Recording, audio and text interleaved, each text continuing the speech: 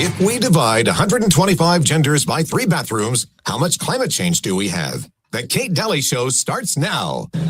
First, we've got population. Now, the world today has 6.8 billion people. That's headed up to about 9 billion. Now, if we do a really great job on new vaccines, healthcare, reproductive health services, we could lower that by perhaps 10 or 15%. Now, if we do a really great job on new vaccines, healthcare, reproductive health services, we could lower that by perhaps 10 or 15%. Hey, Mr. Kissinger, my name's Luke Rudowski, but I just want to know, are you still giving out orders like Memorandum 200, where you said depopulation should be held? Sorry, just a question.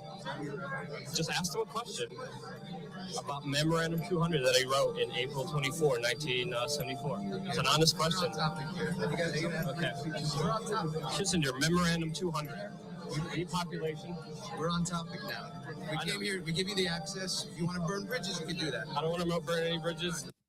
One that's come up for a long time is, as we make the world healthier, is the population going to get so big that feeding everybody and maintaining the environment is going to be impossible.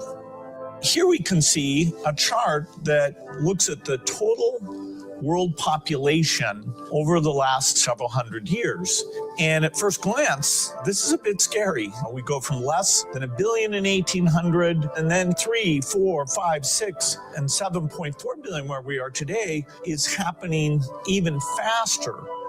So Melinda and I wondered whether providing new medicines and keeping children alive, would that create more of a population problem? Wow, a population problem. Boy, do we have a lot to talk about today. Welcome, Kate Daly Show, at your service and live. Wow. Bill Gates and, of course, Henry Kissinger. Yep. So much to say, and apologize about yesterday. I was not able to do the show yesterday, live today, and I will be on tomorrow, Thursday. So just letting you guys know.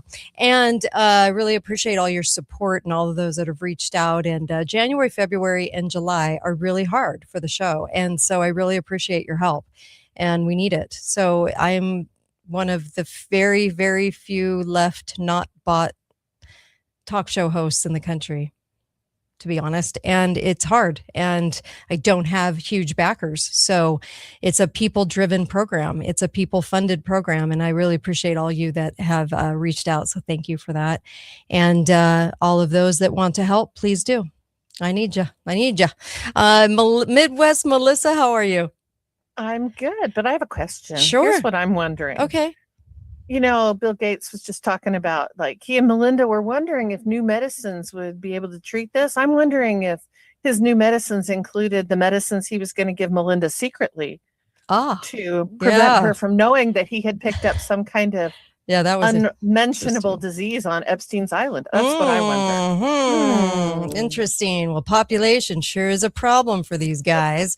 And we're going to talk a little bit about this because we're in the agenda. We're the guinea pigs. And I don't know if people really realize that. I know that it's said. I know that, obviously the people that listen to the show are going to understand that we've talked about this many times on the show in a lot of different ways. But realize this, you are the guinea pig in their project, and they feel like they pull all the puppet strings. And every speech that Bill Gates gives starts out with the premise that we're overpopulated.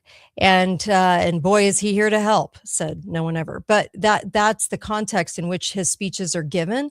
And so I'm telling you that there's so much here that people need to understand about the agendas and about what's at hand. Where do you want to start, Midwest Melissa? Well, let's start out with this. Okay. Has anybody ever challenged Bill Gates, asking him, what is his proof that there are too many people? Is there any proof? No. I'm going to propose today that that's an old argument. It goes all the way back into the 1700s, actually. Okay. And that it's full of baloney. It was always full of baloney, but the world was sold on a natural law. There's a law that we have all bought hook, line, and sinker without challenging that It is a completely false premise, and it was politically motivated then and now. Let's It's- go. It's not even true. It's Yeah. not true. Yeah, I'm with you on this. So back in the 1700s, there was a gentleman named Thomas Malthus who was employed by none other than the British East India Company. Okay. And what he comes up with, it's Malthusian population. I don't know. He came up, actually, the thing that I was reading said he even plagiarized, Malthus even plagiarized the formula. But Okay. he came up with a formula and presented it as a law of nature. This is a law. It's undisputable that population expands faster than the capacity to feed that population, right? Mm-hmm. So while populations expand exponentially, Mm-hmm. agriculture can only expand geometrically, which Mm-hmm. means there's always going to be way more people than the food to feed them. Okay. Therefore, poverty and malnutrition and starvation and famine and war and all the things that go with that Mm-hmm. are a scientific inevitability. And that's the premise that Bill Gates is standing on when he says that. Look at how fast, Mm-hmm. look how fast these things are exploding. The population is exploding. Well, what they don't tell you was that Malthus predicted back in 1798 Mhm. that the population was going to expand too fast and it would cause a problem. Okay. That they continue to chum the water, if you will, with this premise, and it's almost undisputable. If you buy, it's called carrying capacity, was Mhm. what Malthus called it. Mhm. The earth has a certain carrying capacity of how many people it can sustain. Mm-hmm. And if we exceed that, if the population exceeds that carrying capacity, then poverty and starvation are inevitable. And as I was reading this, I had to think, do I believe that? I have been Yeah. taught that. We Yeah. have higher lives, Mm-hmm. but is it really a fact? And the thing that makes me think that it's not a fact Mm-hmm. is that whenever we get to these places where the elites or the powers that be are going to say, oh, well, we can't, it's just unsustainable, we can't feed this many people, Right. and then we do. Mm-hmm. Are we feeding more people now than we were in 1798? Well, I would imagine. Yeah. Yeah. And one of the things that I read said that right now, the agricultural capacity of world agricultural production is enough to feed, what is the population of the earth right now is what Gates said, 6.87 billion, let's say. Mm-hmm. Right now, they could feed 10 billion people with the current capacity. So why do we have starving people? Mm-hmm. Malthus sets up an equation where if there's people who are starving, it's their fault because they have overpopulated, like rats or sheep or vermin or cattle, right? Right. And what if you're going to be an anti-Malthusian, you're going to say, wait, why are these people starving? Is it really because there's no food, Mm-hmm. or is it because public policy has prevented them from having food? Right. And keeping third world countries for a reason too. Absolutely. Mm-hmm. So it's very interesting. The guy that I was reading today, he has a Substack Mm-hmm. called Unbecoming. Mm-hmm. And he uses two really brilliant examples. He talks about the Irish potato famine. We've all heard about it, right? Mhm. Oh, so many people. The potato crop failed. And all of these poor Irish people began to starve. And they had to either leave the country entirely, Mhm, which is mhm. what my family did, which Mhm. is how they ended up in America, or they had to go and seek employment in some industrial wasteland for pennies as wage laborers, where they were continued to starve and have horrible living conditions full of disease and pestilence and all kinds of overcrowded conditions, whatever. But Malthus provided the rationale for the landholders in Ireland not to say, oh, the enclosure, kicking people off of their property, off of their land, forcing them away from their little freehold farms into the city or onto an emigration ship. It has nothing to do with our the enclosures. It has everything to do with them just being stupid animals that breed like rats. It's their fault. Right.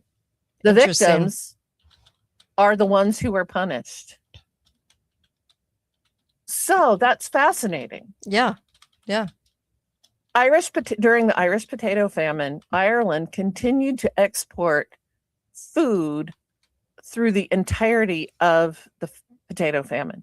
They were exporting grain, they were exporting butter, they were exporting all kinds of foodstuffs while the people of Ireland starved. Where was the real problem? Was it really a population problem, which is what we've all been sold on? Or was it really a policy problem? I'm going to say it was a policy problem. Yeah, for sure. Yeah, there was a lot of policy problems going on back then. Yeah. Well, not only does Malthus justify that kind of thinking, it also justifies the kind of thinking that says, and we should not intervene because we have to get rid of the excess population. Isn't that what Bill Gates says all the time? Yeah. We can reduce the population by whatever percent, 15%. And if you just take this vaccine that'll make you sterile, or that will, whatever, impede your fertility, or if, and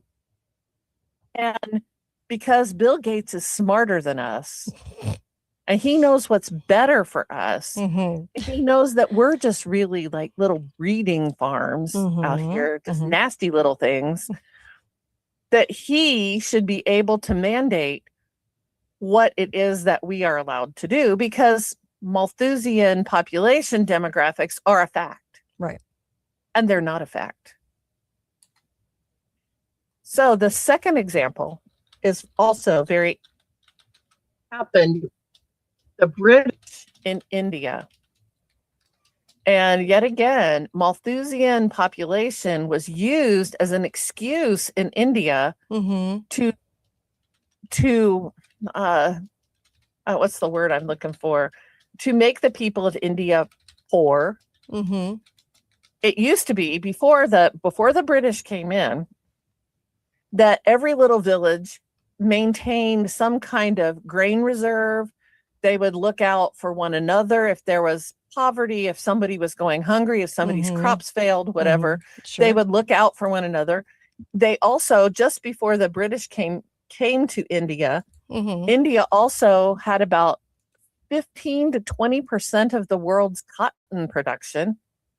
After the British, that declines to only 2%, because the British forced Indian cotton farmers not to produce locally or domestically inside of India, but to sell their raw materials to the cotton textile factories back in England. Okay. So when you have Malthusian population under control, when you have that idea readily at your hand, you can do all kinds of bad policy. And if the people that it impacts are starving or hungry, you can say, well, that's just poor breeding people. These people are too ignorant and dumb to know what to do, while you continue to exploit their natural resources. Yeah. That's so ugly. Yeah, it is. So ugly. I think there's lots of lies about world population. No one wants to look at it. No one wants to. Yeah. And that pattern has been repeated globally. It's been repeated it was repeated in China and in Africa, all around the world. Yeah. Now, do we talk about carrying capacity so much now? Not so much, right? Mhm. What do we talk about now? You know how the game is played, right? Mhm, mhm. The game is played by if I came out, if I was a politician, God forbid, but if I Mhm. was and I came out and started talking about the carrying capacity of world population, people would be like, what are they talking about? Mhm. What we have been sold, it's still Malthusian population, but now it's sold as a climate crisis. Right. It's all about sustainability. Okay. We have to reduce the population Mhm. because it's just not sustainable. We have to, excuse me, It's okay. a part Mhm. of the game in India, Mhm. in Africa, wherever Malthusian stuff has gone, in Ireland, Mhm. has always been about land control. Yeah. Yeah. That's so true. Is that going on right now in the US? Mhm. In spades. So who is going to control the land? In Ireland, it was the aristocrats were chasing the poor people off the land Mhm. by the enclosure movement, where they kicked people off the property that they had lived on for literally hundreds of years. Mhm. Well, what are they doing here in the US? What's the gig going now? Right. Now we have Bill Gates, who owns how much of the property of the US? Yeah. A good percentage of our food. An alarming percentage. Mhm. Yeah. For sure. What's happening to are we having a modern enclosure movement where small free farmers are being chased off of their property to make way for data centers, to make way for wild spaces, Mhm. to make way for, we have to have, wind farms or solar power farms or whatever. There's a million reasons why we're not going to be given access to the land anymore. Mhm. And you know why? We're not going to, where are we going to go? We're going to go and be happy in our little 15-minute cities where we It's get, true. 25 passes to Mhm. leave a year, Mhm. and we can stick our head up out of our little urban hellscape Yeah. yeah, Yeah. see that I can go see my children that live in a different state Mhm. 25 times a year, maybe. Mhm. Oh, yes. They want us very, very, very controlled. Mhm. But we don't ever think really about what we've bought. I can't emphasize enough that we Mhm. have bought the overpopulation myth Mhm. hook, line, and sinker. Yeah. Yeah. Young people, and Mhm. now we're actually seeing some of the real impact of that. It's become too expensive to have children. It's too expensive to own a Mhm. home. It's too expensive to buy healthful food. Welcome to Ireland in 1850. That's true. Yeah. Yeah. Very, very true. In fact, I think they very much lied about China and India's numbers from the start. And remember, it was the American China Development Company back in 1895, and it was J.P. Morgan and Andrew Carnegie. And they were linking a railroad in China, and they were doing all these things. They had Standard Oil selling kerosene lamps, right, to the Chinese market. They had all kinds of things going on. And they're the ones that ordered a population study. China didn't. China didn't order that. But JP Morgan and Andrew Carnegie did. And when they said what the population was, the people in America didn't believe it. In fact, no one believed it. They said there were 255 million people, like a nice big round number. And there were only like 70, 80 million here. And so they were very curious about it. They were just saying, well, wait a second, how do they have 255 million? It doesn't make sense. Well, they upped the number. They said it increased by 40%, right? And in the next 30 years, under total economic decline, Okay. People don't have babies in economic decline. They don't have babies when people are in poverty as much as they do And they- when we're thriving, right? But they said they went from 255 million to 421 million, which they didn't. There was no way. And people were writing the newspapers saying, this is a lie. This is a bold-faced lie. And I'm very much questioning whether these population numbers coming out of China and India, which were very, very similar, whether that's actually true, because we weren't growing at that rate. And we were actually doing quite well with population, but we weren't even growing at a rate that strong. So I think it started off with numbers for the eugenics program to start. So if they could say that there were all these gazillions of people living on the land in the late 1800s, they could start a eugenics program. Well, it's typical. Yeah. Because they have to prove Mhm. that the population, we're just out here breeding like rabbits. Yeah. We're just mindless, ignorant things. hmm And the truth about humanity is that we are creative hmm and resourceful. And we ourselves, populations have a tendency to right themselves naturally, hmm especially Yeah. if there are economic opportunities, if there is, and in fact, what happened in India as education became more readily available to more people in India, hmm their population became more controlled than China's had under the one-child policy. Yeah. Even though India never actually said, we don't want you to have any more children. hmm Yeah. Education, economic opportunity alone did that for India.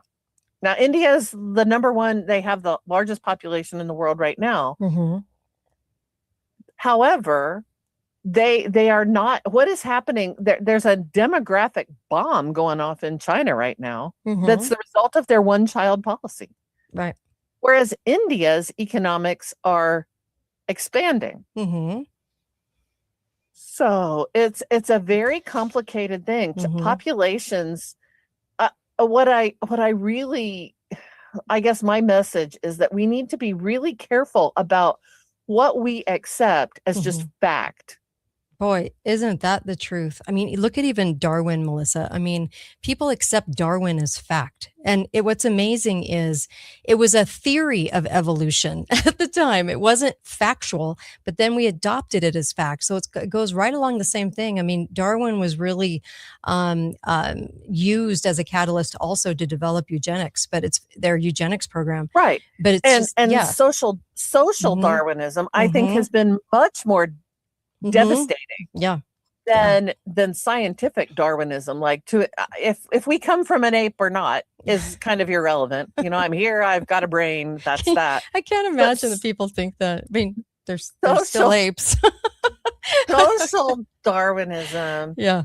laid the foundation to say Mhm. that the whole notion of survival of the fittest hmm socially hmm meant that people like the Rockefellers felt that they were called Yeah. to be the arbiters of fact and fiction for the rest of the sheeple, Right.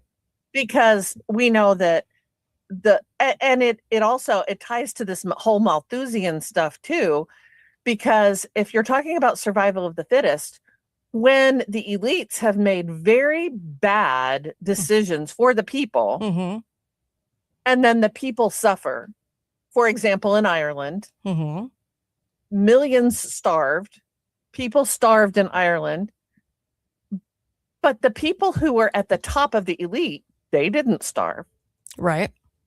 because they were the fittest. It provides an intellectual rationale for me to congratulate myself on how superior I am. And if Yeah. that's not the definition of Bill Gates, you tell me what it is. He thinks he's smarter than all the rest of us. hmm And he's entitled to tell the world how we should live, because we're apparently too stupid to figure that out for ourselves. Right. Which flies in the face of everything that is all about freedom and human dignity and the ability for people to choose their life. Bill Gates does not believe in that. hmm He believes he should be able to tell you what you need to do. He puts a vaccine out that causes I think it's my understanding that India kicked the Gates Foundation out after they had terrible problems with young women and infertility from vaccines they had been given by the Gates Foundation. Right. So you tell me, does Bill Gates think he's smarter than the women who are taking the vaccine? He's going to decide if they're allowed to have children, not them. Oh, it just makes me sick. Oh, makes me sick. I mean, you heard him on the clip coming in that, too many healthy people was a problem for him. So, who says that? Oh my gosh. Yeah. Well, it reveals a mindset that is so hostile to human dignity. And yet nobody calls him on that. And now with the revelations coming forward out of the Epstein files, out of the Epstein papers, I think we're seeing people who believe that they are above the rest of the sheeple. Yeah. The rules don't apply to them in this quite the same way. They can do whatever they want. And children are not things to be treasured and cherished and loved, but they are objects, as we all are to them. Right. Oh, so vile. It's amazing. It just makes me sick. It's truly amazing. If you guys think about this, China is very similar landmass amounts to USA. And back in 1929, they tried to say they had 421 million. Now, correct me if I'm wrong. We're only at about 335 million, right? Right. Okay, let's go back 100 years ago. Ask yourself if you think 421 million people lived in China. And that grew exponentially into 1.6 billion under Mao and under the one-child policy, not to mention economic hardship. So it's all a lie, and people really need to look into how they utilize the lie, which is what Melissa's talking about. It's like how the lies were utilized to give us agendas, and that's truly what it's about. And Kissinger coming along, you might want to talk about Kissinger. Yeah, we will. Okay. Well, let's talk about Marx for just one quick minute, because Karl Marx, who's no friend of mine, but Karl Marx said the following. He argued that capitalism doesn't have a population problem. It deliberately creates surplus populations because they need a reserve army of labor that's so desperate that they will accept any conditions for work. Right. That was Marx's view of it. Okay, so let's fast forward then into the Cold War years. We're in 1974. Henry Kissinger creates the National Security Study Memorandum 200. That's what your clip coming in was talking about, that Memorandum 200. And Kissinger was advancing that population control should be an explicit element in U.S. security policy. That population growth in developing countries was a national security threat. Only they could call it that, I swear. A national security You people are a national security threat. Oh, gosh. Well, so here's maybe the inside track. Okay. If a developing country with growing populations began to demand what was rightfully theirs from their own country, that would put pressure on the prices for resources that the United States needed to beat the Russians. Right. Now, I think that whole way of thinking has multiplied exponential growth happening in that regard. But it's kind of interesting that Memorandum 200 targeted 13 countries for special intervention: India, Brazil, Mexico, and Nigeria, all of which were natural resource rich for things that the United States was targeting. It's just, they were afraid that people in those countries would rise up and say, no, we're not going to sell to you. And I think India kind of did some of that. And it was just very alarming to the United States. Like, oh my gosh. Right. Some of those countries had brain power enough, kudos to them, to say, the Russians might want to buy this too. We can set up a competing scale here and sell to the highest bidder. And the United States did not like that. So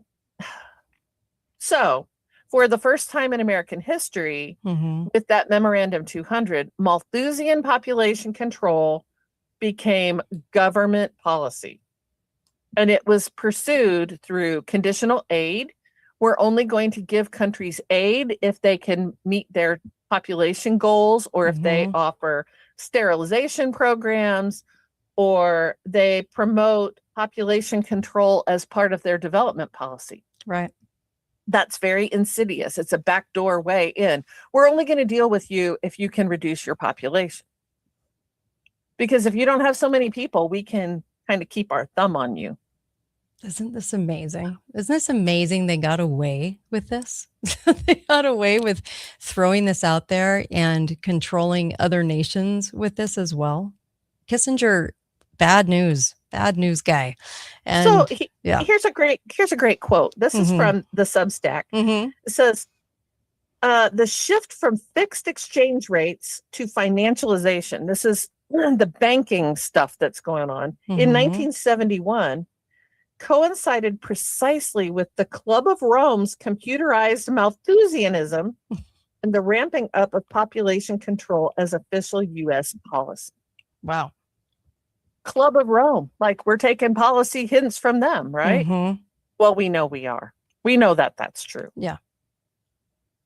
So in today's world, all of the Club of Rome stuff, it's still there. It's just shifted now because we don't talk so much about natural resources or colonialism or imperialism or whatever. We're not the British Empire anymore. Now it's all cloaked in climate and environmental phraseology. Everything is all about the climate. Well, even in that report, Kissinger said, in these sensitive relations, however, it's important in style as well as substance to avoid the appearance of coercion. We don't want to look like we're forcing anybody, but we sure would like those abortions to keep going. And here's our geopolitical strategy to make sure that we have huge amounts of abortion. This was 1974.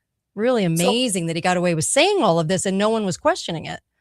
Well, ask yourself, climate change has now become the opportunity for profit taking based on climate change with investment banks as the participants. Yeah. Remember, we talked a long time ago, I can't even remember what it was called, when they wanted to make our natural resources into things available on Wall Street. Remember that? Yes. That's making investment banks rich off of our own natural resources and excluding the population's ability to gain access to any of that. This is a rigged system in which the native population, if you will, the population of citizenry are being exploited against ourselves. And what's awful about it is that these same policies now have come home. Right. This is the policy that we're dealing with inside the US now.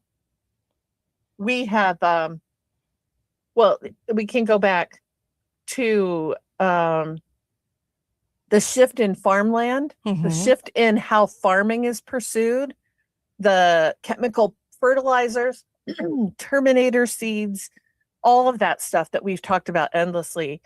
The green revolution, if you will, has made farmers completely dependent on a on the system, while concentrating land ownership in very few hands, in fewer hands.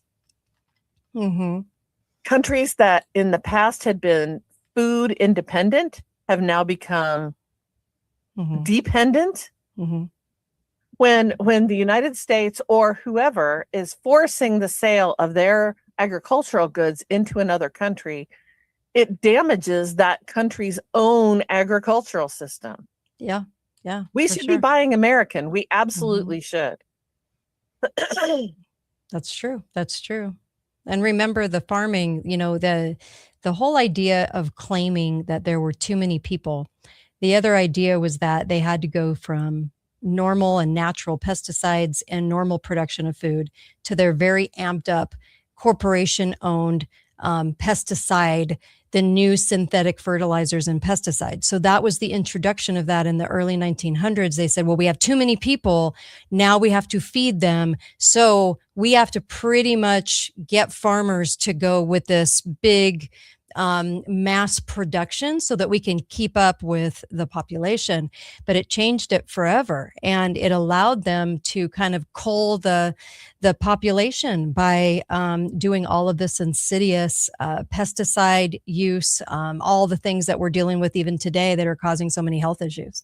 And we become a patron of pharma because where are you going to go, right? So you're going to go to a doctor and you're having all these symptoms, and all of these things are a way also to cull the population too, but also to control the food, because then that's when the food control came in, right? Is it started off with the lie, then it started off and then went to eugenics, and then went to this mass production of food where they said, oh, natural, normal fertilizers, they won't work. We have to go to bigger, more synthetic things, all owned by the Rockefeller families and all of those different agencies we've talked about on the show before. So crazy how they did it in layers. This is kind of a brilliant statement here. Mm-hmm. The contemporary version of Malthusian stuff that we're talking about provides for structural adjustment programs that impose austerity in the name of fiscal responsibility, land grabs for biofuels or carbon offsets that displace millions in the name of sustainability. Development aid comes tied to population programs. The language has shifted from moral restraint to reproductive rights, from racial superiority to cultural difference, but the underlying structure remains the same. The powerful create scarcity and then blame it on the powerless. Wow. That's a brilliant, brilliant statement, and he's right on the money. I guess we can go ahead and talk about some of this. It even intrudes into women's, the whole population control has to do with women's reproductive rights. Since when have women's reproductive rights ever they never should have been about the right to do violence to an unborn child. Right. Evil. And it is. It's wicked and it's evil. And it's hostile to women. And it's hostile to children and hostile to the population at large. Right. And we've been sold that as a bill of goods too. We've been sold the notion that women should be responsible for population control through taking a pill or whatever. However, take the pill. Right. But we don't ever talk about what the fallout of it that is for women. It changes hormonally. It changes women's perceptions hormonally. It changes women who take the pill are more likely to be prescribed antidepressants. It causes problems inside of families. There's a whole slew of things that come from that we are unwilling to talk about because we have completely bought the myth that we have to control population. Yeah. We have to do it. And so if there's just one thing we can take away from this is challenge somebody on that. Somebody should be challenging Bill Gates about that right now. Right. What makes you think? What do they do when you say, and we've talked about that. You've talked about this a lot. There's always a shifting timeline, right? Right. Oh, the world's going to end in 1970. Oh, now it's 1980. Now it's every 20 years, the world is going to end. Nobody ever says, well, the world didn't end. Why do you keep saying that? What is the thing that changes every 20 years? The climate control narrative every 10 years, at the end of every 10 years. And they start over. It's always something. Yeah. It's a global cooling, global warming, Right. global change. It's overpopulation. It's this, it's that. And what do? Every time we talk about this, what is always the solution? What is always the problem that we're trying to address? If we're going to have global warming, we have to. Oh, it's overpopulation is the problem. Mm-hmm. Yep. You know, Yeah. whatever. It's always Well, over. every If we have speech- limited resources, it's overpopulation. If Germany has no fuel this It's winter, overpopulation. it's overpopulation. Mhm. Maybe it's just bad policy. Yeah. Maybe Yeah. the people in Germany should be standing up, and I think some of them are trying to, Yes. and saying, why do we have such bad policy that's Mhm. driving this? Yes. Yes. And that doesn't mean that we get to keep doing everything we do. I'm a Mhm. big believer in animal stewardship and, Mhm. you know, stewardship over the earth. Maybe we do have to change our ways, but we first have to be convinced that poor people in the world are worthy of being fed, Mhm. and that Well, may mean that That government colonial- doesn't do it. That churches do it, government doesn't neighbors and live- themselves. Right. right. Yeah. Well, we all know that in Mhm. places in Africa, things have food has sat in warehouses and rotted away while the people starve. Mm-hmm. That's not an overpopulation problem. Yeah. That's a bad policy problem. That's bad that's government. that's a keeping them third world problem, and there's been a lot of emphasis on that with the NGOs, the non-governmental that are governmental agencies going in, and we've had a lot of people from Africa actually speak out about that and say, you know, you're keeping us down. Why are you doing this to us? Well, You why know? are they doing Mhm. it? That is a question that legitimately needs to be asked. Mhm. To Bill Gates, why do you want Indian women to be sterile? Why Mhm. do you want that, Bill? Mhm. That's Well, not I think he anything said that it anyone though. should want. I mean, he said it. He said, you know, overpopulation's a problem for him. Too many healthy people are a problem for him. He wants to slow it down. Kissinger said the same thing. Margaret Stanger said the same thing. Basically, Darwin was saying the same thing, right? So they're all on board, and every speech that they give, if you guys go back and really study this out, I would say 99% of their speeches all have overpopulation in them because it's their key narrative. It's the one that rolled all the agendas out. Everything, even climate change, was all about eugenics. It was all about depopulation. And so they are just transfixed on this idea, right? And Because it has been so Mhm. universally accepted Mhm. as a fact. yes. If you can get the population Yes. to accept that as a fact, everything else does roll forward. Yes. Everything else is blamed on overpopulation. We have to deconstruct Mhm. overpopulation as a problem Mhm. as the problem. Right. Right. And it gets funny because there are people out there that are saying, you know, that we probably have around 4 billion, 3 to 4 billion, but we do not have the numbers they're talking about at all. Like, and if you notice, they're always pushing 8 billion. We're almost at 8 billion. And they say it often to what? Concrete the lie, to make sure the lie is told again and again and again, right? That's why it sounds crazy if I were to say, I think there probably are about 3 to 4 billion people, and that's about it. And our Earth, if you drive across the United States, if you're driving in China, if you're driving in all these places, there's a lot of empty space, a lot of open spots. And so we know, even in Canada, look at how much land is in Canada. So we know there, we can visually see it, but our mind still goes back to there must be almost 8 billion people because they keep saying it. So that's Well, a fact because we have to believe it. Yeah. Who said that first? Yeah. That was someone in the Nazi regime said if you repeat a lie often enough, Yes. the people will believe it. Yes. Bingo. Yeah. Yeah. So here's a couple of takeaways. The real problem isn't too many people on the earth. The Mm-hmm. real problem is too few people with power over all the resources. Mm-hmm. That is the problem. Right. Right. And if we want to refute it, we need to understand that scarcity, and it doesn't matter what kind of scarcity you're talking about, whether you're talking about scarcity of housing or scarcity of food or Mhm. whatever, is a manufactured problem. And it comes from land concentration, resource Mhm. extraction, financial Mhm. speculation, intellectual property restrictions. Right. Why is it that Mexico's corn farmers were bankrupted Mm-hmm. by subsidized U.S. corn imports? Well, why are we doing that? Mhm. Why did Mexico allow it? Right. Why are we allowing those kinds of imports that are bankrupting our farmers? Hmm. That may mean that we have to rethink what is really important in our world. And that might be hard for a lot of us. That would be a cultural shift. But the cultural shift really has to be that we begin to value human life over stuff. Yeah. And that's a really hard shift. We've all been trained to love that too.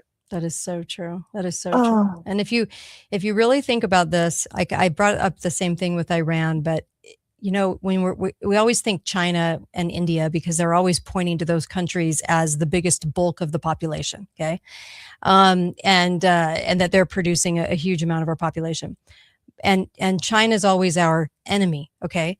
But isn't it interesting that we were funding them starting in the early 1900s? We were funding all of their stuff. We were funding hospitals, their schools, their research institutes, their scholarships, their you name it. We were over there supporting it, okay, and paying for it. And I that also we were the biggest backer, which means that we have a lot of control over China. So when they consistently say China, you know, is doing this and that, and that's the other thing that they use, the threat, right? So you have eugenics and then they have the threat of these nations, Russia and China coming to get us. But think about it. If we were supporting them and paying for them since the late 1800s and early 1900s, do you think we ever lost control of them? Because with the money comes control. And I don't think we ever did. So there's so many different narratives that they use this for. And I just think it's something that with common sense, we need to kind of really look at, right? In all these areas that you're talking about. It's like, roll this back and look at it with a whole different degree of common sense, because none of it makes sense, but we're told it often. Like you said, we just keep getting told the lie. Right. So how about this for Bill Gates? Countries in the world that have the lowest birth rates are not those with the strictest population controls, okay, but those with the greatest equality, education, and economic security. If we really wanted to make a difference in the world, those are the things we would be promoting. And then we would take our hands off and let them alone. Right. And it's just such a control thing. There's so much. I guess my final comment about this is that this is a PSYOP that began in 1798. It's been going a long time. The whole idea of population control has been used over and over and over again to control populations, to control people, to control what is Yuval Noah Harari, one of the advisors to the World Economic Forum, calls all of us the useless eaters. What are we going to do with the useless eaters? Isn't that amazing? It's a horrible thing to say, and it's a total denial of the value of human creativity. Right. The thing that has prevented mass starvation globally in the midst of these horrible rumors about, resource, depletion has been human creativity. Ingenuity. We have met the challenge over and over and over again to continue to feed the world. Not we, meaning not America, but the world globally. There's a woman out of India that talks about, she hates Bill Gates also. And she says, what needs to happen in India for India to become self-reliant again is for Indian farmers to be allowed to farm. Wow. Indian farmers have the knowledge and wisdom of how to farm in India. And Bill Gates is over there telling them what they have to do. They have to monocrop. And she's like, no, we do not have to monocrop. What we have to do is we have to do agricultural in India according to the climate that we have, the understanding of the plants that grow here that we already have. And I think she's right. Right. Vandana Shiva, I think that's her name. And she's brilliant. But she's not advocating for this program for America. Right. She wants this for her own country. And I'm like, yeah, I think the Indians have the right to chart their own course. Why do they have to grow corn in India? Yeah. Why Oh, and it's- why and how are they controlled? I mean, it's a good question. Yeah, and by Mhm, whom? mhm.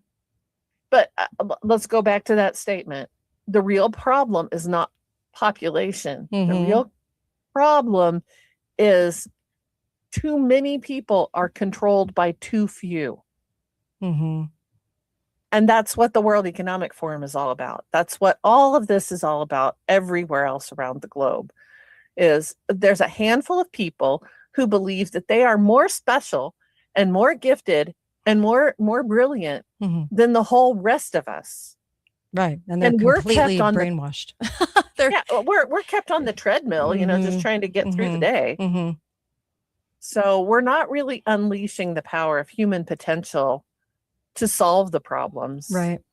of the globe. Mhm. Instead, we have people like Bill Gates just telling us to kill our children and take a vaccine. Right. Ugh. Like the euthanasia programs the Swiss have going right now, and some in Canada as well. But it's amazing how much pro-death is going to happen as far as in the future. More euthanasia programs, more. It just, the more death that you can get. I mean, there was even an article the other day, wasn't it, in Time, Time magazine, which is totally bought periodical anyway, and they were asking, gee, we just don't know what's happening with the youth and all of this bowel cancer and colon cancer, and we just can't figure it out. It's a mystery. And it's amazing that they can print this stuff, because the only thing that changed was the shots. So it's pretty amazing. And then blame it on smoking and drinking, something they've been doing forever. And so you'll get a lot of this, death, and we're not really going to look into it. We're going to pretend to look into it. And it just makes me sick, because eugenics has been on their mind since the like you said, really started in the 1700s, but then went on steroids in policy, and the things that were presented to us by the Carnegie Foundation and all these foundations by the late 1800s, early 1900s. So all of these so-called facts that were presented to us really aren't facts at all. So we just need more common sense in looking at the world around us, right? People have taken road trips before. We know that this isn't overpopulated in any sense of the word. And you know what? Even if it was, Mm-hmm. I think humanity will right size itself. Yeah. But by the way, let's not take this off the table. Mhm. One of the things that happens with the people who are looking for ways to control populations Mhm. is war. Mm. And They love their so look at what's happening in Ukraine. Look what's happening in the Middle East. Mhm. There's war. War is a way to balance the population as well. Mhm. But who's always responsible for that? Right. That is hardly ever. I don't know anyone who is sending their own son or daughter Mhm. off to a war who's actively supporting, yay, rah, that's going to be a great thing. Right. Yeah. Well, they And know they're being so- used now. So we got I that. We hope got we that do. memo according to Vietnam. We pretty much figured it out by then. So Well, it should have been figured out after World War I. should have. Truthfully, it Should should have been. It should have. You're right. But we're Mhm. still doing it right now. Yeah. And Americans are particularly vulnerable to thinking as long as we're winning, it's okay. Mm-hmm. Yeah. And Isn't that's that wild? really that's really not okay. Like we're in a either. movie. Like it's like a Tom Cruise movie. And we have to have our hero. We always have to have the hero, and the media paints our heroes for us, but we always have to be the hero. And people just don't reflect on whether or not what we're doing is for certain people to profit and gain agenda by. It's like, it's so amazing to me that we just go with, well, we're always the good guys. So, therefore we can do whatever we want to do around the world. It's like, no, we really can't. Well, I thought it was a really interesting comment that famine is hardly ever Mm-hmm. just a natural phenomenon. Famine is almost always the result of bad policy somewhere. Like And the potato I thought- famine, like the potato famine. Well, the Manufacturing. potato famine, Mhm. and you know what immediately came to my mind was What's the that? Holodomor in Ukraine, Yeah. of all Mhm. places, Yes. in which Stalin created an artificial famine because Mhm. he was after political agendas. Yeah. He wanted a political end. And so he starved the people who were growing all the food for Russia. Yeah. That's not a smart. So do I believe that we could have famine here in the US? Absolutely, I do, because I don't have faith in the people who are controlling and governing the policy. That's so true. It's not going to be because we can't grow the food. It's going to be because the policies are so bad that people will not be able to acquire food. Or look what they're doing now. They're saying, oh, you can't have your own backyard garden. Yeah. Why would anyone say that? You know what's also amazing? You mentioned the Holodomor, and we didn't get told this in school. No one ever hears about it. You only hear about the Holocaust. You do not hear about the Holodomor. And the Holodomor was the culling between 1932, 33, like you said, man-made famine, manufactured, that killed, and between 7 and 10 million people. 7 and 10 million people in that region. And yet we don't ever even discuss it. We only discuss the Holocaust. It's the only thing, right? It's the only tragedy that ever took place. And that's just not true. Oh, that's just not there's true. a lot of things we don't ever discuss. We don't discuss the killing fields of Pol Pot. We don't discuss. You're right. You're right. It's only the Holocaust. Think about that, guys. We It's only don't the Holocaust. discuss the Armenian genocide that was perpetrated against Christians either. Yep. So we don't have to look far to look for a history of genocide. But the reason I brought it up was for this reason. You're talking about kind of the culling, right? The depopulation agendas and how it's been on their minds. And that's really the basis of so many things. Well, you can pull off a Holodomor, and in a span of a very short period of time, you can literally kill off this amount of the population, 7 to 10 million people. You can kill them and no one ever discuss it. If the media and the government never bring it up, no one brings it up. Isn't that amazing that you can get away with it? That you can get away with the culling of people and it's never even discussed as a tragedy. That's crazy. That's how much they own the media. That's amazing. It would be a great question for all of the useless eater people to ask Bill Gates that question. Yes. Is the Holodomor like your ideal situation where we just starve a lot of people? That could right size the population quickly. Yeah. And I don't imagine he would ever answer that, honestly. Well, did you know that if you bring this up and you say how many died, did you know that our Jewish friends will say, how dare you be so anti-Semitic and how dare you want our death? I'm like, no. We're just talking about another whole people that were phased out, right? Right. We're not, this has nothing to do with you. It just, why is the Holocaust the only thing we ever speak of?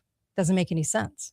So it does not. Unless you know that they own the media, then it makes sense. And the textbooks, the textbooks too. Yeah. Well, the textbooks in the United States were owned by who? Robert Maxwell? Right. He's a good guy to consult about the Holodomor. Always goes full circle, doesn't it? It's just crazy.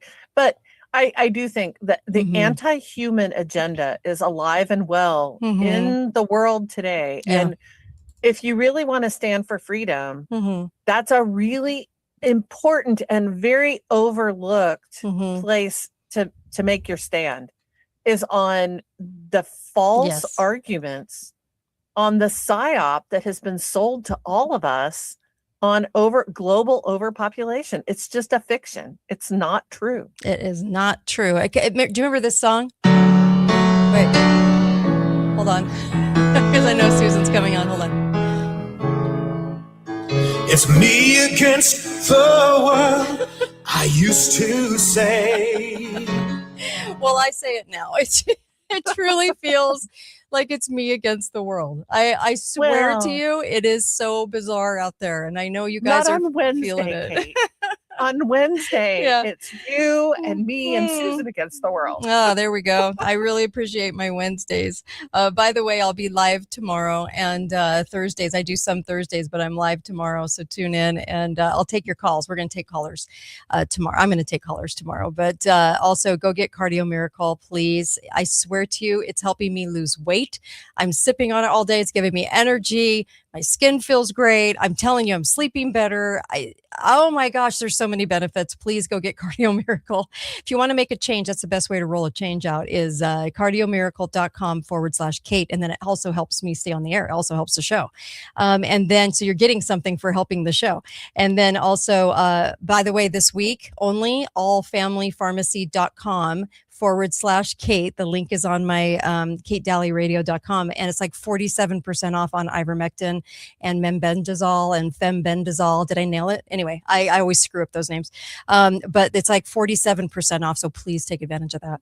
But I know Susan's coming on, so I appreciate you, Melissa. Thanks. Oh, and by the way, weather update, Midwest.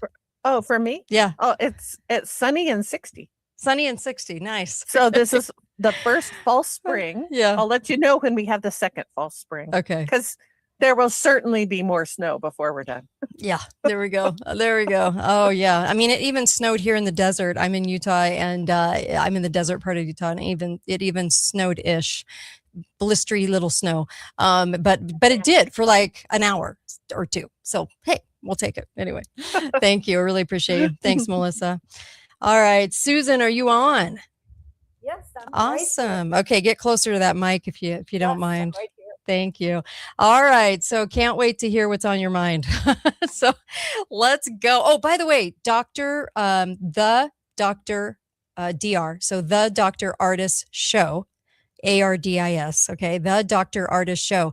If you just use the code word Kate, you can get some of the things that he's got over there, the selenium and the liquid D3 with K2. It is amazing. I love this product. And put it in like a drink, put it in something that you drink, and even in the morning, and it'll make a big difference. So up those vitamin D levels as well as Cardio Miracle too. But I mean, there's just some amazing things if you go to my website, KateDalleyRadio.com. Okay, Susan, what do we got? Oh my gosh. Well, So much. Lots of things happening. There was a big Antifa trial happening. They were doing jury selection, and this is going to be the big first federal Antifa terrorism trial. Everyone's super geared up, all systems go. There was a mistrial declared day one. The jury selection, that is, they didn't even get through day one of jury. Why, you ask? Because one of the attorneys for the defendants, there's 9 defendants, was wearing a political t-shirt in the courtroom. So they know. They absolutely know. So it makes you wonder if it was intentional I love sabotage. fake courts. Oh my gosh. And fake court proceedings. So fun. So fun. Oh Yes, gosh, you've yes. got to be So kidding. So Andy Ngo, bless his heart, he has been trying to wake people up to trans terror, trans serial killers, Antifa, how dangerous they are. He got run out of the country. So he's currently living abroad because he can't live in the United States safely, but he's continuing to report. And he said, Fort Worth, Texas, U.S. District Mark Pittman halted jury selection after noticing that Marquetta Clayton, a BLM activist attorney for one of the defendants, was wearing a politically charged t-shirt with images of Martin Luther King Jr. and messaging about Who paid that guy to be there? That's what I want to know. Inquiring minds. I mean, hey, even on the jury, who paid that guy to be there? So yes, Marquetta. And it was like, I love it. It was like all systems go. Amazing. Somebody, they vet that stuff pretty good. So that was definitely a paid person to be there to ruin, to do something to this court proceeding, which is kind of funny because they can't let people know that Antifa is paid. A paid product of government. So she said, Judge Pittman says, I don't know why in the world you would think that's appropriate. And she's like, she mentioned Jesse Jackson's death. She's mentioning all these political. Oh, did he die? And yes. And it said the judge told her that wearing the shirt would be akin to the prosecution wearing a shirt with, quote, I mean, this is humorous, Donald Trump riding an eagle with an ICE flag. it could bias or intimidate the jurors towards a particular view. And so now, and Antifa supporters are set up outside the courtroom, Of right? course, of course. And now they're agitating and becoming aggressive, saying this was in violation of this attorney's First Amendment rights, that she should have been allowed to wear the civil rights T-shirts. And it was absolutely absurd. Well, they vet this stuff so well. So it's very, well, it just screams. It's just such a bot manufactured situation. So that's. So she was shown this attorney leaving the courtroom with her shirt turned inside out, as if she said, okay, I'll fix it. Well, too late. Now the whole trial is scrapped. They have to start over. And what's the point of that? He said, now instead of 90 jurors that we're going to interview, potentially, we're going to interview 120 people in the jury pool. 120 people. And so this is just going to go on and on. It's almost like this was never destined to get going because there's 9 defendants. I think there's 9 different defense attorneys. I'm not quite sure, but there's a lot of defense attorneys. So any one of them can screw this up, right? And they will, because you're never going to know that Antifa is bought on record. So this is going to get really interesting. Yeah. You can raise money either way. So now they're spinning it up against the judge. They're putting out posts like, the judge did not like that potential jurors. He didn't like the potential jurors. He's a crook who must be removed from the case. Trial to resume next week. Everybody who can has to get to Fort Worth. And so they're trying to make this the next big cause, right? Let's gin up outrage, and it's like exhausting. Lots of drama. When people look at the last year, I just, for anybody not realizing that the game, like Candace said, it's all fake and gay. And I have to agree. After 38,000 hours of research, I have to agree that that's the truth. But it's so much fakery. And until people realize that, look at this last year of complete and total drama. Everything is drama, no action, just drama, lots of drama, right? Drama is high. It's like watching a soap opera every day. This was supposed to do something. This was supposed to be a case. It won't. This was supposed to be convictions. This was supposed to be, and they hardly got off the starting, off the starting blocks, and a mistrial, and for people who follow and hope, your hope just gets dashed over and over. So even going back to like Benghazi, Susan, even going back to, you name it, where hopes were dashed and nothing ever resulted, nothing ever happened to anybody. How many times do you think it has to happen where everything is dashed and the hope rises and then falls, hope rises and then falls? How many times before we finally get it in American society that we're constantly being lied to? Doesn't matter who's in office. Doesn't matter which side. Just the lies, the lies, the lies, the lies. Always the drama, right? Being played out within the media. He said this, she said this, he's doing this, she's doing this, but never anything happens. There's nothing concrete that happens. I mean, look at Pam Bondi and the look at the stock market. So, there's all those kinds, I look at Pam, and here I'm a Republican conservative, and I look at Pam like she's out of central casting. And so I just don't understand why we have such a hard time realizing how many times our hopes are raised for us and then brought down, and then raised for us and then brought down. I mean, if you were married to somebody that did this to you 24/7, you would finally get an inkling at least a couple years in, right? And but we're like this battered spouse. We just keep going back for more hopium. I don't even understand why or how this keeps going on. Well, that's why even if you're left or if you're right, like if you're a genuine person, it's very hard to read the news because the news is either stoking your anger or it's dashing your hope. Yes. So it's just, my gosh. We've had the Epstein thing for a decade. And everyone's like, yeah, it's finally coming out now. I'm like, It will never come out. Only the manufactured files, which will be most of them, are coming out because it causes drama. You're never going to know the evil that's happening. They're never government. You can't trust government to give you their own secrets. They're not going to do it. That's why it's so insane that we're insane enough to keep believing it. I don't know. Well, if nothing can dash your hopes, let me just tell you the story that is percolating. We have found out Les Wexner is still alive. He was the head of Victoria's Secret. He made Jeffrey Epstein a wealthy man.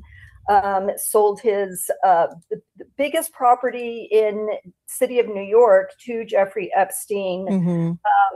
And he claims he hardly knew him. So there was a deposition that the Democrats, it's a Republican-led committee, but the Democrats said, we really want to do a deposition on Jeffrey Epstein. So who did it were the staff members. It wasn't even the politicians themselves. And head Republican Comer on that committee said he had a previously scheduled dental appointment and couldn't be there. This is Les Wexner, one of the biggest characters in the whole Jeffrey Epstein saga. And he admitted to this group, the Department of Justice, the FBI has never interviewed him. And they never will. And to that, you have to say, okay, your definition of reality has to include that fact. Yeah. And then this is a conspiracy. It is a government-led conspiracy. It is nothing that's going to get resolved. There's going to be anger. So the more that things come out and people are picking apart the Epstein files and are outraged over this or that, or finding Pizzagate was actually real and that they gaslit us to believe it wasn't, then you go, and then what? So do we turn our anger and angst on Pam Bondi? Do you think, can she really personally do anything? No, she's being told what to do, right? They all are. Well, what did she say? Oh, those files are right on my desk. I'm just going through them. They're just right there. I'm just. When they want to act, they act. When they wanted to take action against the J6ers, why did they move? They moved fast, unless they kept people in solitary confinement, and then they just dragged it out and dragged it out and dragged it out. Right. So, but it's good for people to understand in terms of what they're up against. So I just wanted to review that Les Wexner, because this just happened February 18th, today. This just happened today. So it wasn't recorded, but people came out and said that Wexner repeatedly called Epstein a world-class con man. He called him diabolical, a master manipulator. In other words, Wexner himself says, I was a victim of Epstein. Well, it's all focused on Epstein so they can look like they cleaned it up and everything's fine and no one's an Epstein, that they're all Epsteins, but no one's an Epstein. So, yeah. He said he never witnessed or had any knowledge of Epstein's criminal activity, never a participant nor co-conspirator, never saw or heard about Epstein being in the company of a minor girl, which is funny because Trump was on record in the media saying, yeah, Epstein was a close friend, a good friend of mine, and he liked the girls, he liked them young. Everybody knew, right? He said the relationship was strictly professional and financial, not social. He was at the island once, but he was there with his family, he said. This is so people can update their sense of reality about who is lying to you. Well, they all are. When you're a parent, you can pretty much all of a sudden tell a lie. And if you can't, you get good at it pretty fast because, having the wool pulled over your eyes. And this was, so the Democrats, so this is actually making the Democrats look better because no Republicans were there. The Democrats said this is totally bogus. There would be no Epstein Island, no money to traffic women and girls if it were not for the $1 billion from Les Wexner, obviously. So the fact that they trotted him out like a show pony today to do this, to go through, like, this is what's called performative. We're going to, Hillary Clinton after Benghazi, remember they dragged her out? Like, what are you going to, and she was performative Mhm. and it was a big skit. And Mhm. personally, I think it's why Republicans who remembered could never vote for her ever in a million years. But nothing happened to her. Obviously, she's Yeah. still traversing the world, you know. And I just think that people, if you are going to believe, he told them that he's never been questioned by the FBI or the Justice Department. And Mr. Garcia, who was the Democrat in charge of this today, said he's someone who's been named by survivors, someone who is in the files more than most people, someone who is clearly the financial benefactor to Jeffrey Epstein. What the hell is going on? Mhm. Okay, But this is the drama, like the yes, drama that's invented that you're talking about. So this as is you're the talking about all these performative- details, this is the fakery, the drama that's being played out over and over and over again in the press. anger, Yeah. the performative Mhm. anger, exactly. Until you realize this is performative, Mhm. your hopes just get dashed again. Mhm. I used to say to people, women who were in, you know, domestic violence situations, you know, this has happened 3 times. What if this happens 50 times? Oh, well, then I would do X, Y, and Z. Well, then why aren't you doing that right now? Mm. You know, it just doesn't seem, but Mhm. they are in denial. We're in denial about that they're lying to us. It is a stage play. Nothing will happen. It's been a year and nothing ever really does. And there's always a big reason for it. There's always some big catalyst drama playing out for us to not get any liberty back. So it's just, So- it's an ongoing game of Yeah, fakery. he says, Mr. Wexner said he wanted to be Mhm. there so he could be helpful, which is funny because if he's never talked to the FBI or DOJ, he could have been doing that all along, but he chose not to. Interestingly, Well, he's protected by the spooks. and they don't want him. They really did not. Well, they don't want him. him to be exposed as a spook, so they just keep it on the down low and act like they can't interview him or be around him. Yes. Yeah. Well, and for the new people, this is Mhm. called a limited hangout. Mhm. We're going to have a little bit of information to Uh-huh. look like taking it seriously. Yeah. Leak out or call the people in. See, we did our job. Mhm. And if you really want these people prosecuted, you need to reelect us and you need to give us more money so that we can do this properly. This is just like the roads in California. Just will finally fix the roads if you just approve X billions of dollars that then go missing, right? Mhm. Mhm. The roads do not get fixed. They look like they're pretending to fix them. They set up to fix them. Like, where are the people? Mhm. So that's what this is. And it's really disheartening to have to tell people this and to convince them this is what's happening. Like the truth. The reality, it's Mm. sad. It's Mhm. sad. But, you know, ultimately our Christianity, I think, will save us. Mhm. And there is a mass movement of people who are pretty outraged by this, like are shocked for the first time. And that's what I'm saying. Thomas Massey came out and said, Les Wexner has been involved. Yes, as you said, for 10 years. Mhm. But some people who are younger are just waking up to this. Mhm. And I do think there is hope in, you know, there is a revival of Christianity. There is a revival of church going. There is a bit of a revival Mhm. of people seeking truth. And I think that it might be that mass Mhm. that then has an impact. It's going to make it harder for evil to just operate the way it wants to.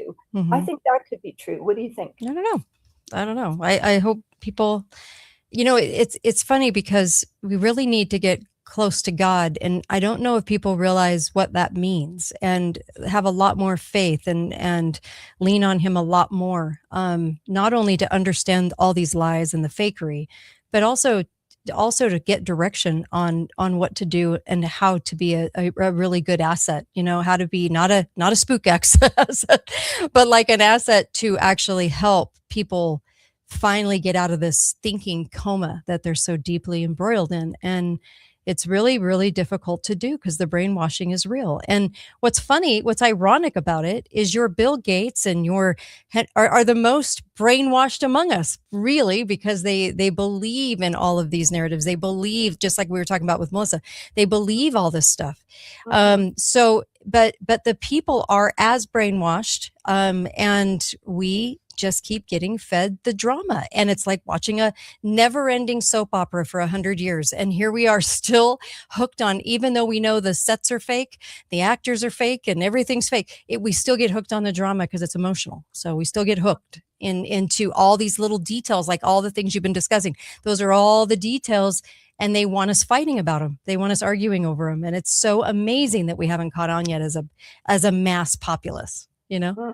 So yes, amazing. Because really behind the scenes, as much as we focus on Jeffrey Epstein and his sexual crimes, Yeah. he was doing the science stuff, but he was also committing financial crimes and making statements like, really what we want to be doing. What did he say? In a 2009 email discussing finances with Roger Schranks, Epstein wrote, "This is the way the Jew makes money. Let the Goyim deal in the real world." He was talking about selling, quote, selling short shipping futures so that you're betting on markets. You're betting on futures. You're not betting on the cost of things going, you're betting on the cost of things going up and down. And so it's like scamming the markets. It's like the finance. And I was really impressed. Somebody who's been fighting this for a long, long time and is part of a class action suit on MK Ultra is Elizabeth Nixon. And she just says, this is the energy system for him. And she talks about the fact that her mother was an MK Ultra victim. And now there's a class action suit in Canada that she's a part of to fight against this. And she says she thinks people in their 20s and 30s and 40s are starting to really understand this for the first time and recognize. She said her family, her father came from one of these bloodlines and was connected to the Churchills and Princess Diana and all the rest of them. And he would get invited to these hunts. He would get invited to these events, these private men's things. And she said he avoided them like the plague. He was super social, life of the party, and he would never, ever go to those. And she suspects because he knew what really did go on behind the scenes. And she said she says what's happening too is there's big, it's like bowling pins, right? The bowling ball of the Epstein files, and people are having to resign. So there's a big talent agency here in Los Angeles, Wasserman, and he is having to sell that agency because he's mentioned in the Epstein files in a way that does not come across well. People were quitting his agency, and so he's having to sell it. And it's like people are getting revealed and big business things are happening. But she said she ate in the same rooms as Ghislaine Maxwell, and she got invited to those things, and she didn't really realize who she was. She knew Maxwell and then figured out, oh my gosh, he was like a Mossad spy. She worked for the Mirror, and somebody said, hey, would you like to take these documents for Maxwell to Israel? And she said, yeah. She was young. She says, sure, that sounds like fun. He's like, I'll meet you at the milk bar in the city. She's like, what's a milk bar? He said, oh, you're not Jewish? She goes, no. And he's like, never mind. She's like, come on, I'll do it. But she said she was there. He was like the lizard at the top of the heap. And she said, but this was what was interesting to me in her most recent article. She said, I was a journalist. I didn't even brush my hair. I rarely wore makeup. I spent my life being harassed by married men in these circles, in these elite circles. She says, I grew up in a world where women were honored on the street, in the house, in the culture, treated with respect as givers of life. She was raised as a Christian. But here I was in a small wood-paneled lift at the House of Lords in Parliament with the Earl of Bessborough, 50 years my senior, and he pushed me violently into a corner and plunged his hand down the front of my dress. Mhm. And then his wife invited me to their Christmas party. She goes, I did not go. Mhm. And she said, but it went on and on like this. Mhm. She says, there was a young oilman, John Bryant, came to town. She said, tried to bully me and taking him to a ball. Who did he end up with? Fergie licking her toes. Remember that whole scandal with Fergie?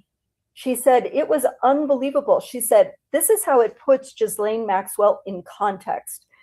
She said, I grew used to being pimped out by older women met through my work life. Lord TK wants to have lunch with you. He wants you to call him.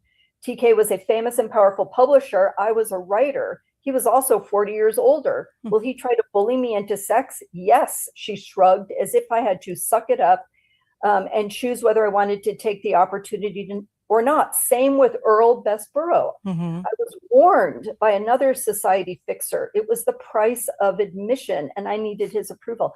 So I started thinking about this, was this always the case with all the men at the top? I think a lot of this comes out of a sense of royal privilege. You know how the king or whomever had the privilege. You were a subject, right, of the crown. You were not independent. You were not a sovereign citizen. And so they had like dibs on you. And so I think this continued. So she said,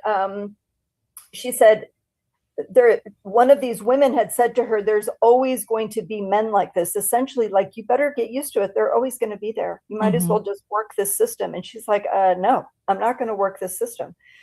So the other person who's been implicated in this is Steve Bannon. How many people on the right have listened to Steve Bannon all this time? I've been on his show. I was on his show once. I mean, and now he was this big defender. But she said that the New Mexico ranch, which has really not been in the news as much, that Roger A., director of Pulp Fiction, wrote. He said the stories about Zorro Ranch are starting to trickle out. That's where the Hollywood did their worst, and it was far worse than Sean Combs, who should rot in jail. That was a place of torture, ritual abuse, murder, and cannibalism. And this is here a young man describing Tom Hanks' involvement, and Hanks' cruelty is broadcast by victims. He's still escaping retribution.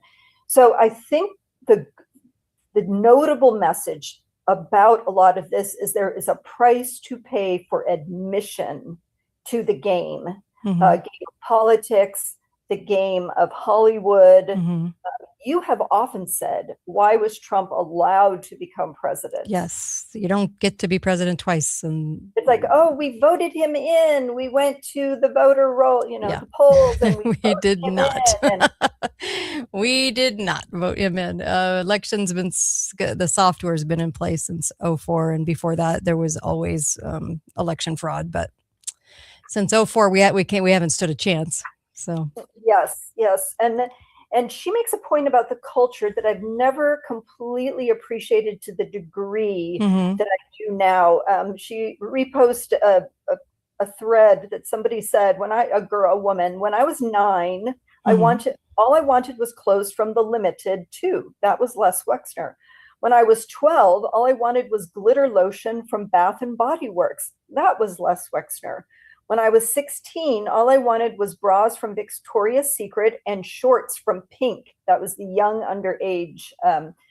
And she said all these brands were owned by alleged conspirator Les Wexner during the height of his crimes. Realizing how much of our millennial girlhood was tied to unspeakable acts on girls like us is a particularly brutal gut punch. So I think this generation takes these things a lot more seriously, and it gives them an ick that they didn't know was important to have, like a morality pinging on their soul that they didn't know was important to have.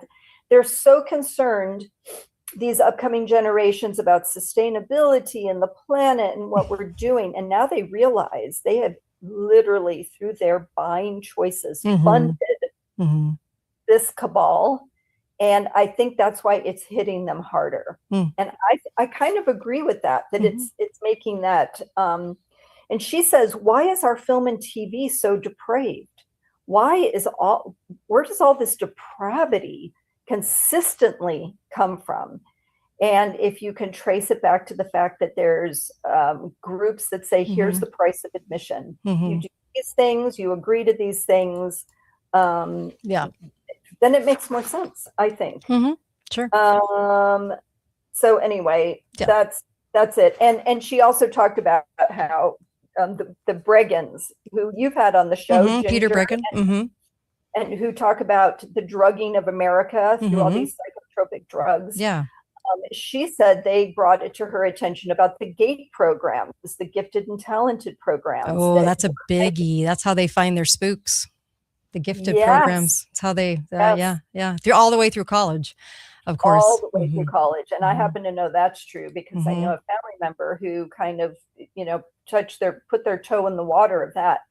And it's serious business. They come looking for you. They're hunting because your intelligence and your intelligence is an asset to them. Yep. And so the military is going to show up first, right? And they want you. So I thought that was very, very interesting. Elizabeth Nixon, who's had to spend 20 or 30 years coming to grips with the fact. Right. That's the realm that her family tried to get away from.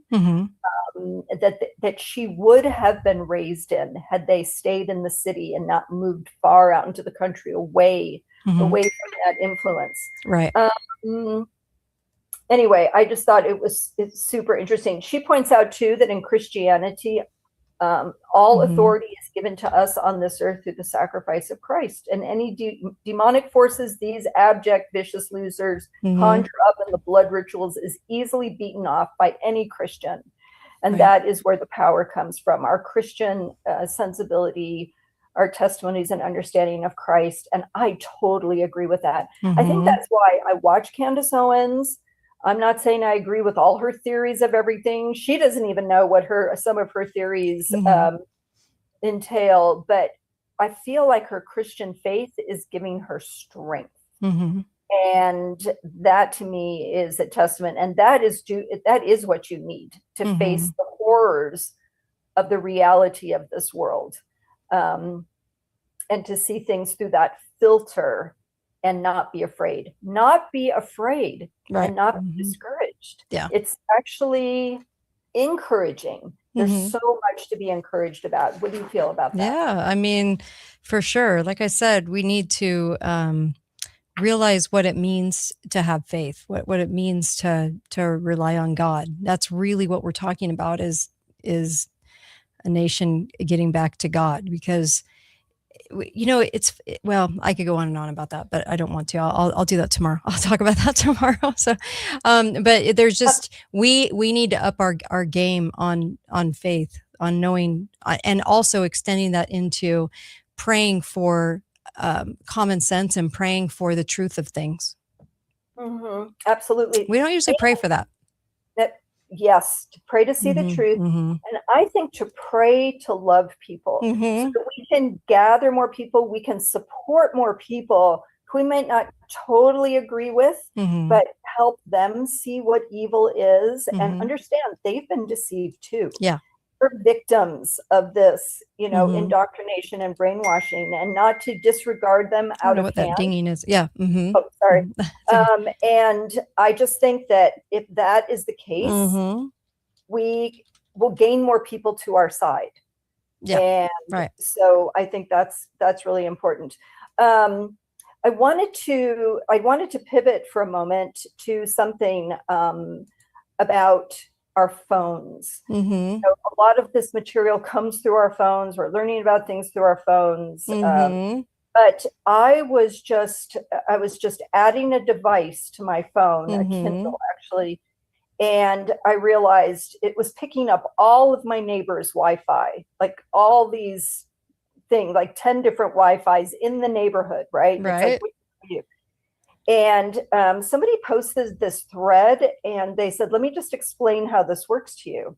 It says your phone scans for Wi-Fi networks 24/7, even when you're not connected. And what they what intelligence builds from those scans, because your data gets sold. Mm-hmm.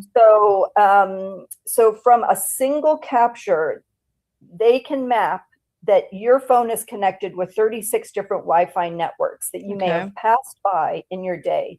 That will identify the 7 locations where you've been and your complete daily routine. And then this makes a network map. Okay. And it is identified. So for example, the church, your home, your office, the gym, the grocery, the Mhm. cafe, your kids' school, Yeah. and your neighbors. Mm. Yeah, that's fine. That's okay. And then it says, so when your phone sees your neighbor's Wi-Fi from your house, they know you live next to that address. Mm-hmm. When they see school, they know you have kids. And when they see your office Wi-Fi, they know you work 8 to 5. Mm-hmm. Yeah. And there's all this raw data. So they put that into AI and they create a timeline of Mhm. everywhere you've gone Mm-hmm. and what you've been doing. So this is the part of pattern recognition. Mm-hmm. With AI, they can tell you hit the gym every Monday and Wednesday. Mhm. You go to the cafe at 7 Mhm. a.m. You go to church every Sunday. So if compared to your family, they know your routine better than you do. Oh yeah. But Yeah, for sure. this all gets, involves social, it's called social graph mapping. Mhm. It connects all your relationships. It involves device advertising, the ID linked to your web browsing, GPS coordination, cell tower triangulation, Bluetooth proximity, Mhm. Wi-Fi Yep. fingerprinting, and then of course, geofencing. Right. So for people who don't remember what geofencing is, if you go into a location, geofencing captures Mhm. all of the cell phones identification numbers of the Mhm. people, say in a church Right. or in a stadium. What is Yeah. it that you always say if you're going to go to a protest? Yeah, don't bring your phone. And also think back on how many people are stopping any of this. You know, I interviewed Tulsi, right? Is she doing anything to stop any of this? Have you guys heard about her in the news at all, trying to stop any of this? No. No. Is anyone talking about it on both sides of the aisle? No. It's always the drama of Epstein. It is not about this. It's not about our spying network, and no one's changing it. So if we think we're kicking the deep state's butt and we're getting rid of all this stuff and we're handing America back to the people, I'm so sick of hearing that BS. We're not doing anything about it. Like no one is. I remember when Obama campaigned, okay? And he's gross, but and a liar and a fraud. He literally campaigned on the removal of the NSA. Do you guys remember that? He got in and put it on steroids because the presidency is always controlled. I just happened to be watching the movie Nixon. And of course, this was an Oscar winner. So the narratives in the movie Nixon are all what the government wants you to walk away with. But I'll never forget there was a clip of Nixon basically saying that he doesn't really have any control, that he's controlled, that he's told what to do. And but he wants to be in control. He's not. And I reflect back on that piece because it was such an admission allowed in that movie. And I don't think anyone even thought about it at the time. This was like 30 years ago when that movie came out.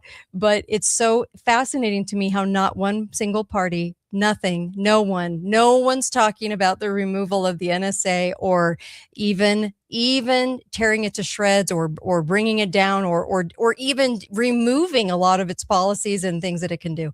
We have those FBI centers around now everywhere. They were never supposed to be where they are. And we've got the CIA centers. They were never supposed to be all over domestic soil. They are. And no one's doing a damn thing about it. We're just stuck. Oh, no. We're stuck. No, because the public-private companies that are involved in this are donors. Yeah. Donors. And they're the ones who get the people elected. So from passive scanning, who you are, where you live, where you work, what you believe, who your friends are, what your routines are, what your weaknesses are, porn, gambling, are all from passive scanning. In other words, there's no warrant, there's no consent, and there's no notification. And so this is great because They can just do this without having to do any other thing. Mhm. And it's so the other thing, it goes on and says this too. Here's the companies. Mhm. Ground Truth Company is selling church geofence data. Mobile Walla, Mhm. profiling every device owner. Placer/AI, tracking where you shop.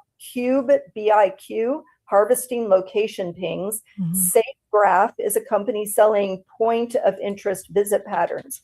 They call it location intelligent for brands and campaigns. Essentially, they're selling your life. Mm. And so then there's actually a group, a posting that talks about what you can do through your iPhone settings and your privacy and security, location services, network and wireless. You can turn it off, Mhm. but you're still vulnerable because of Bluetooth and cell towers. Mhm. And so actually your only defense is to leave your phone at home. You can't really escape this. No. And I think it's this is the part that's really important for people to understand.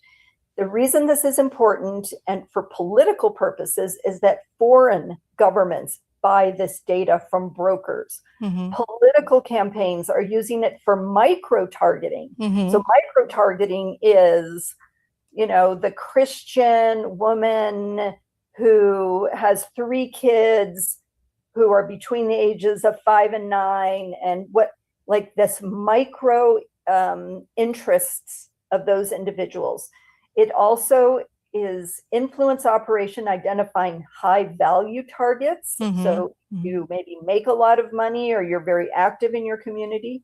They target you. Propaganda gets personalized to your movement patterns. We saw this in the Minority Report. Remember Mhm. where he was walking down the street and all the ad campaigns are targeted to him. Mhm.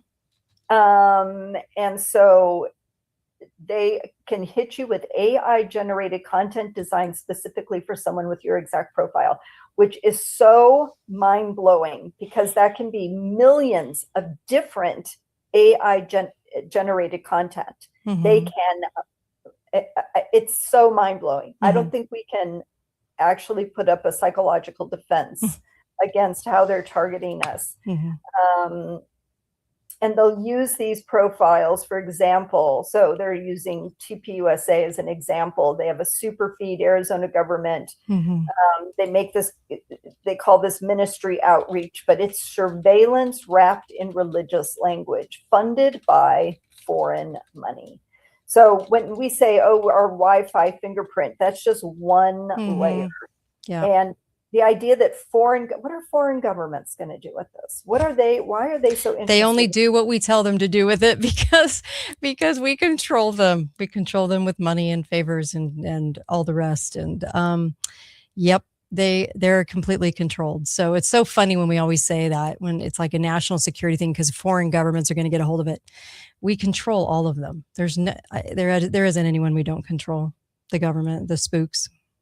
Anyway. Oh, absolutely. And it's really, in a way, a super government because it just involves a lot of people who can bypass. They can bypass most of government. They all just interact with each other and make agreements and then tell their governments what needs to happen. So they're just bypassing everyone. And so when our politicians say, oh, we're going to get this pushed and we're going to make sure this doesn't happen, it's almost like, what do they say? Arranging deck chairs on the Titanic. You're doing these cosmetic things, but the deeper things are what's making the bigger difference in our lives. Otherwise, we wouldn't be in the situation that we're in. Yeah. With the super high taxes and the bad roads and the terrible schools. There's a case working its way through the courts where a girl from Puerto Rico went to college and then sued her school district. She's like, I'm illiterate. I can't read. I can't write. I go to college. I can't read or write. They're like, well, how did you graduate with honors? Right. And they're, well, here's all the ways they helped me trick the system by having me, listen to texts instead of, she goes, but they wouldn't teach me to read. Right. They just got me in the corner. So this is a lot. This is a lot to absorb because this technology has so surpassed. It's Mhm. called black box technology. We don't know how Mhm. this stuff works. We don't know the inner workings of it, right? Right. We just know. Have you ever tried to add a device to your Wi-Fi and all the little steps you go through? It should be easy, right? Right. But we don't know how that works. Mhm. We just follow those steps. Hmm. Therefore, it has surpassed us, and it tells us what it wants us to do. And that's what's Yep. gonna be very interesting. Have you ever wondered why we have restricted access? No one's allowed in the data centers to even do a tour. Do you know they blame it on HIPAA, even though if you walked in a tour, you'd never be able to see anything because it would be enclosed. But we're only shown AI production pictures of the inside of a data center. We're not really actually allowed to see it or go in. Interesting. Yeah.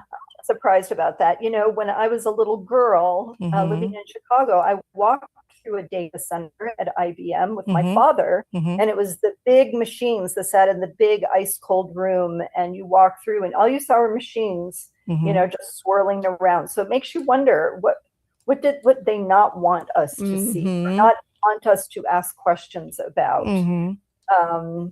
because. I mean, there's not much to machines, but would there be something else? What is their intent? This is a lot of money changing hands over this data. And the data is us. The data is us. Well, I wonder sometimes, you know, they're building them out at a pretty fast rate. We have almost 4,000 of them in America, Wow. over almost 11,000 of them worldwide. And they're building them faster and faster and bigger. And the cities are making a ton of money off of the real estate. So they have them kind of bending over for these data centers. And the cities are happy to do it because they're all run by Nimrods. And then also you've got people not allowed in them. I think that at the rate they're going and building them, by the year 2030, you know, we're going to have so many of these in every city. And I actually do think they'll be used for other purposes other than data. I think at the technology that we have, we don't need large data centers like they needed in 1945 when the first one went up. We don't need that. We everything is basically run now, and it is smaller than ever. Your computer is a phone and a watch. I mean, this is ridiculous that we buy into these large data centers that we need them, and I actually do think they'll be used for something else, and I think that's why we're not allowed in. We're allowed everywhere. Why are we not allowed in there? We're not allowed in where the gold is, and we're not allowed in a data center. I mean, you can't even go look at the machines. I just find that very interesting. Wow. Right. Yeah, it is suspicious. Like building them right under our noses for a totally different reason. And someday we'll look back and go, we allowed those to be built. And the cities welcomed them for all of the cash. And everyone was on board and celebrating and drinking champagne over all these data centers going in. And we didn't stop it. And we should have known better, right? Because we didn't need them. And they're going to lie about the usage of utilities and water. And Larry Finch proclaimed over at Davos just recently that you are now on the bottom of the totem pole when it comes to getting your utilities and water, and data centers are now regarded as first on the totem pole. Was this Larry Fink of BlackRock? Is yeah. That he? Wow. Okay. Yep. He said it. He goes, people are down here. Data centers are the top now. So that means we get them divvied out to us, which means they're going to be way more expensive. Yeah. You mean like water? Water and utilities. So they're going to claim that the data centers are taking all the bandwidth. They're going to claim that they're taking all the water, and it's going to be a big fat lie. They're lying about it. I 100% believe they're lying, and they keep utilizing this in the media as another sort of like lie that gets told over and over and over in the media. So everyone is going to buy into it and go, well, we have to have the data centers. And so I guess we just have to pay more. And people aren't going to fight it. And it's disgusting because I do think it's a lie. I do think there's a reason we're not allowed in these data centers. Very interesting. Yeah. Well, we'll just have to keep I know. learning. It's crazy. It is. It's crazy. Anyway. It is. But it's the world we live in. It's the world we live in. Far surpassed our innate ability to understand. Some things you understand so innately. This, it takes, Well, we don't even this understand is why they had to control the elections, because they had to control who gets in a city. I used to do, city radio. I used to do radio for my city, and I used to out all the bad things that were being done. And they definitely wanted me off the air, and I was on the air 15 years for my community. And what's crazy is that they had to control the elections to control who sits on those councils and to control who sits as mayors, because if they didn't have that kind of control, you might have a freedom-loving person who actually was a patriot get on the councils, become a mayor, and say no to the data centers, right? And say Yes. no to the huge amounts of money they're going to get for these real estate transactions. But they had to control elections because they had to make sure that those data centers went in and the 15-minute cities went in. So don't think for a second that when you vote, even in a local election, you're actually voting, because you're not. That software is changed, and the parties get to choose who gets the job. And it's always going to be somebody that won't say no to all of their big ticket items, data centers being one of them, for sure. That's right. And you know what? And I think proof of what you're saying, because it's almost improbable that you think really that is true, but that part of the proof is all of these outsiders who relocate to a random city and then end up as mayor. And you're like, this person's only lived here a couple of years, and they beat out all these old timers. They beat out, business owners, and they come from nowhere, out of nowhere, and they have the right connections to bigger political operators, and then they end up winning. And you go, wow, very little name recognition compared to the old timers. But they end up winning. And I think that's part of the proof. Yep. You are absolutely right. We shall see. I hope I'm wrong, but I don't think I am. And I've been watching the elections for a long time, and I've been watching, these data centers going in and these 15-minute cities sort of slipping in and sliding in when no one's looking. And I'm telling you, I don't think I'm wrong on this. I really don't, because how do you get things done when everyone can look and take a photo and be very aware, right? How do you get things done for an agenda? How do you excuse it away? Same thing with the homeless being kind of sent away to centers for mental health help, which is like incarceration. They can't get out without the doctor signing on it. So we're taking away their rights as people, and people are sanctioning it because they go, oh, well, the homeless, all those problems. Well, okay. Yes, you're going to have problems with homeless, right? Because there are some mental health challenges, but we already have programs for all of that. And the increase in violence hasn't been going on. It's about the same, but they've invented it as a new thing to worry about so that they can slide people into these centers and no one cares, because you're doing what's right. You're getting somebody into a center, but it's depriving them of their rights. So they do everything on the sly. They have to, and they have to have places. They have to have places where they can put people for not believing your government mental health status. So not believing the narrative mental health status. I mean, it's sad, but, and I hate it because I feel like, dun, dun, dun, dun, but this is where I think we're headed, and they always have to do things on lying about them. So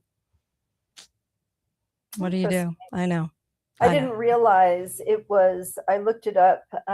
China has a national standard for a 15-minute, they're called community life circles. So, if China's doing it, it must be a rotten idea, because, China is not interested in quality of life. That's not their primary interest. It's management of humanity. Yes, I agree. It's gonna, it'll get crazy. By the way, I just wanted to mention tomorrow's show is George Webb, and then I'll be taking calls, but I can take some calls during George Webb too. I'm George Webb, reporter at large. We'll have to see what he brings to the table tomorrow. I'm sure he's always working on things, so always flying everywhere. So we'll have to see where he's been. So I appreciate that. Anyway. He's got some great AI generated music videos on his X account that are so funny. Yeah. I'm very impressed by the AI generated, yes, music videos. Oh, everything's fake and gay. When Candace says that, I will say this. I've done an awful lot of research, and the fakery is so bad, and I wish people on the right and the left could see it. I really do. I wish that it's pretty obvious. I mean, I don't know how people are still after being told so many times. The hope rises, and then of course the drama plays out in front of everybody, and we've had nothing but drama. And I just hope the right and the left can see it, because we've got two extremes on either end that aren't seeing it, and it really worries me. And I think it's actually pretty obvious. So we've got to get people to see this. I mean, to see what's coming, what we're all sanctioning, and government doesn't know how not to lie. It's the MO of government, and the founders would have told you that. So it's pretty amazing that we keep believing that they're going to divulge their own secrets. And if they don't, you know what I mean? Yeah. It's all about survival of that bureaucracy. It's like people that say, you're a conspiracy theorist, and it's true if MSN says it. And if Fox and CNN says the news hasn't substantiated that, Kate. So you're a conspiracy theorist. And I'm going, you mean the bought and sold news hasn't told you yet another lie? And so I'm the one you should question. Wow. Oh gosh. By the way, did Doge do anything? Nope. No, I know they did delete some people who were 160 years old from the Social Security, but that was just math. It was it was a way to implement AI into our government, and it was a show pony. It was a show pony because Elon Musk is part of the government. So and I don't believe for a second he was ever behind some computer working hard. So it was definitely a ruse. For sure. For a while to keep everybody going, but Doge is working. And I'm like, no, it's not. At the time. This is what we've always wanted. Somebody to go in and look for the corruption and look but he did have some alarming things to say that really did agitate people. And then you can't tell that anything happened. But the government is too big to really have an impact. It's way too big. Yeah. Any small thing to have that kind of an impact. Like LB says, I saw where Musk wants to put up centers in space where we can't get to them. Yeah, we'll never be able to get inside a data center. And then of course, yes, Angel Blue says yes. Doge did data collection hours. Yes, it was data collection AI. It was a lot of things that we don't want to see. So, right. Well, and if there's ever a mistake, if we ever say, well, you've got this wrong about me, or you did this, there's no way to fix that. I know. This is all out of our ability to fix and repair. So that's part of the problem, that we can't just give them a blank card, and we can't stop saying this is not right. Look, and we're being lied to. I know. And I'll get called crazy every day of the week, and people love to do it. Right. But it's okay. It's okay. I'll live. At least I told the truth. So. That's right. The truth prevails. I sure appreciate you. Thank you. Make sure and visit my sponsors. Donate to the show. I would really appreciate that. January, February, and July are the 3 hardest months for somebody not bought. So please help the show out. And there's an address you can send a check to, but you can also Venmo. You can do those things too. Kate Daly Show on Facebook. Of course, this is on X. This is on everywhere. And so make sure and subscribe to this YouTube channel. And you'll be able to get the show, which I love. And of course, the sponsors, the amazing sponsors and products, because when you buy their products, you help me stay on the air. And I really appreciate that. Go get some Cardio Miracle. You'll feel tons better. And make sure and hit that sale for prepping and for traveling. Hit that sale at allfamilypharmacy.com for its ivermectin sale right now. It's huge. They do all kinds of new things too. Thanks, you guys. Appreciate you guys. Thanks, Susan.